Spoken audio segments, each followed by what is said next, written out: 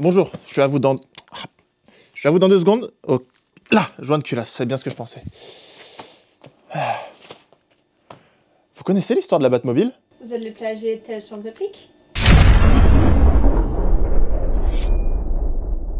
Dans ma vie, j'ai que quelques trucs auxquels je tiens vraiment. Ma caisse, le cinéma, mon chat et les comics.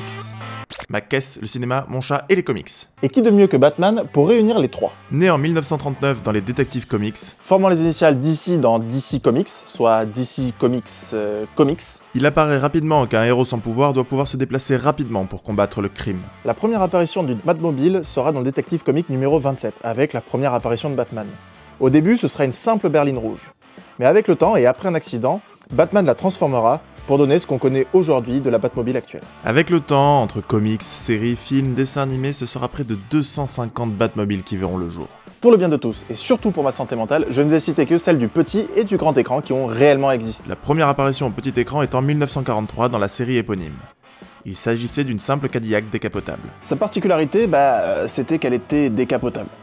En fait, quand le toit était présent, c'était Batman qui conduisait, et quand elle était décapotée, c'était Bruce Wayne. C'était la berline de Bruce Wayne à la fin de la journée quand même. Durant cette série, la Batmobile changea pour devenir une autre voiture de tous les jours, une Ford Mercury. Il faudra attendre 66 et... Cette série, aujourd'hui reconnue pour sa kitschiness à outrance, posera quand même les bases de ce qu'est une Batmobile. Même si cette série était kitsch, la Batmobile devient iconique grâce au génie de George Barris. En 2 semaines, il sortit cette Batmobile. Il s'est souvenu de certains commentaires que faisaient les gens au salon automobile de Chicago à propos de la Lincoln Futura. Il la décrivait comme une chauve-souris. Après lui avoir collé un logo Batman et repeinte, la première Batmobile était née. Gadgets en tout genre, Batphone, Bat-aimant, Bat-computer, Bazooka, bref, j'en passe et des meilleurs, mais surtout un élément qui deviendra iconique par la suite, le Jet Booster. La toute première apparition du plus grand détective de tous les temps sur grand écran sera l'œuvre d'Andy Warhol. Et surtout, ça relèvera plus de l'art et d'essai que du film en lui-même. Mais ça, je vous laisse juger.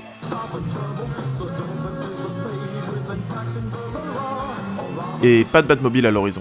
Pour en voir apparaître une nouvelle, il faudra attendre 21 ans et un jeune réalisateur, Tim Burton, pour voir apparaître une nouvelle Batmobile. Plus rien à voir avec la série de 66. Comme pour toute la direction artistique de ce film, fini le kitsch, place au gothique. Le designer, Julian Caldo, s'inspira d'une Corvette Stingray de 59 et d'un véhicule préparé pour la vitesse de pointe, le Trust 2. À l'arrière, c'est juste une Fiat, enfin, un concept car des années 50 de chez Fiat. Le design est complètement fou. Sauf que petit problème, pas de portière. C'est là qu'apparaîtra un nouveau gimmick de la Batmobile, l'ouverture de cockpit façon avion de chasse. Et c'est pas plus mal, imaginez Batman débarquer avec sa cape qui a traîné sur le sol après avoir été bloqué dans sa portière. Et tout ça devant le Joker. Pour le châssis, ils prendront 2 Chevrolet Impala qu'ils souderont ensemble dans la largeur. Pour la carrosserie, rien de mieux que la fibre de verre. Et enfin, pour avoir des sublimes feux, ils prendront ceux d'une Civic de 1989. Niveau gadget, elle est équipée de grappins, lance-bombes, boucliers de protection, autopilote et une fonction Weight Watchers.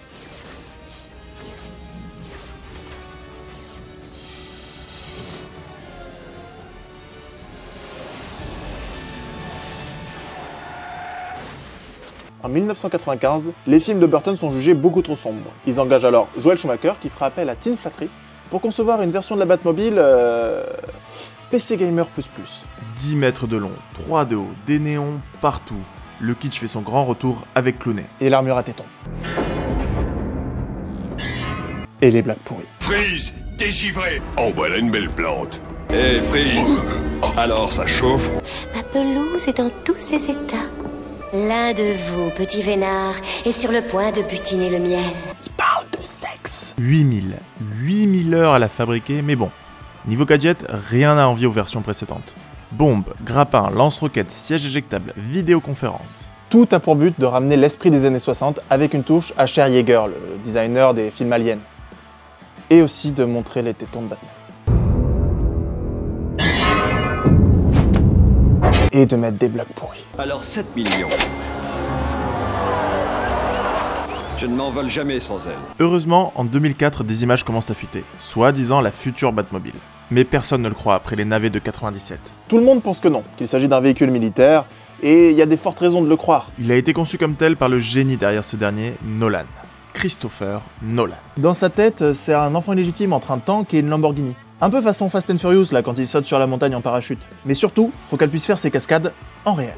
Comme la conception d'un vrai véhicule, elle est testée, éprouvée, détruite, refabriquée, redétruite, refabriquée, rééprouvée. D'ailleurs, ce n'est pas une Batmobile, mais un Tumbler. Elle est parfaitement fonctionnelle. Avec un V8 de 5,7 litres Chevrolet, elle abat le 0 à 100 en 5 secondes 6. Et merci, le châssis tubulaire et la carrosserie en fibre de carbone. Mais après des mois de réalisation, le résultat...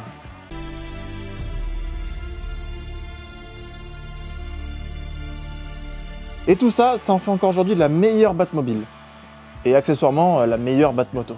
Fait intéressant sur elle, le seul pilote capable de la contrôler durant le tournage est français, Jean-Pierre Goy. De temps en temps, un peu de fierté française, ça fait pas de mal.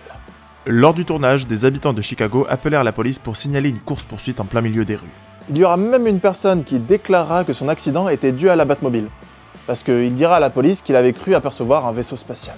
Les gadgets sont bien présents, mais le plus impressionnant reste son agilité sur tous les terrains, grâce notamment à une suspension permettant un déplacement de près d'1 demi-mètre. En 2016, Zack Snyder reviendra avec la Batmobile, mais cette fois-ci il reprendra le style de Nolan mélangé à celle de Burton. Et je vais pas plus m'étaler sur elle car elle n'a jamais vraiment existé, c'était juste des Dodge Ram à laquelle on avait tout collé en effets spéciaux.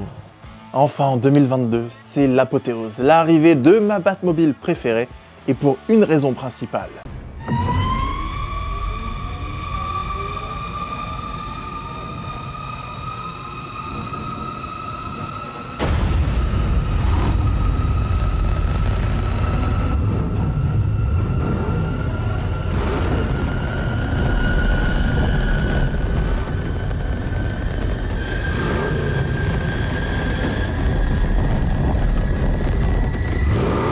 Elle est brute de décoffrage, on sent le bricolage maison d'un Batman débutant, elle est la fille illégitime d'une Dodge Charger et d'un 4x4 du Dakar. 3000 pièces ont été fabriquées pour former le couvre-moteur censé représenter un V10 boosté. Niveau technique, encore un V8 Chevrolet qui la pousse ici à 650 chevaux. On dirait un chien de chasse prêt à bondir sur sa proie et la poursuivre jusqu'en enfer. Et ce bruit... Oui, bien entendu, on aurait pu parler des Batmobiles des dessins animés tout aussi iconiques que leur musique, mais l'épisode aurait duré 4 heures. Si cet épisode vous a plu, n'hésitez pas à nous le faire savoir en commentaire et surtout à nous dire quelle est votre Batmobile préférée. Merci de nous avoir suivis, merci à Tales from the Click et à Chronique Fiction pour l'inspiration de cet épisode. Sur ce, je vous laisse. J'ai aquaponé avec Jérémy.